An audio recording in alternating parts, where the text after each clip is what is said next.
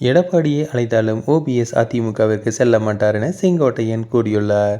திருப்பூர் மாவட்டம் வெள்ளகோயிலில் தமிழக வெற்றிக் கழகத்தின் கட்சி அலுவலகம் திறப்பு விழா நடைபெற்றது.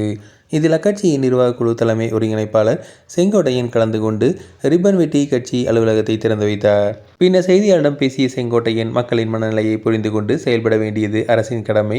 பெண்களுக்காகவே பல்லடத்தில் மாநாடு நடத்தினார்கள். அங்கு நடைபெற்ற நிகழ்ச்சியில் 1000 ரூபாய் பணம், பேருந்து வசதி, உணவு, சேலை அனைத்தும் வழங்கிதான் அந்த கூட்டத்தை கூட்ட முடிந்தது. தவேக சார்பில் ஈரோடு விஜயமங்கலத்தில் நடைபெற்ற நிகழ்ச்சியில் 2 லட்சம் பேர் வந்தார்கள். 1 ரூபாய் கூட கொடுக்காமல் கூட்டத்தை கூட்டியிருந்தோம். பணம் இல்லாமல் வருகின்ற கூட்டம் இங்கே, பணம் கொடுத்தால் வருகிற கூட்டம் அங்கே. அதுவும் அவர்களுக்கு 2 மணி நேரம் தான் டைம். அதற்கு மேல் சென்றால் அவர்கள் எழுந்து சென்று விடுவார்கள். ஆனால் இங்கு ஆர்ப்பரித்து வரக்கூடிய கூட்டம் ஆட்சி மாற்றத்தை எதிர்பார்த்து வருகிறார்கள்.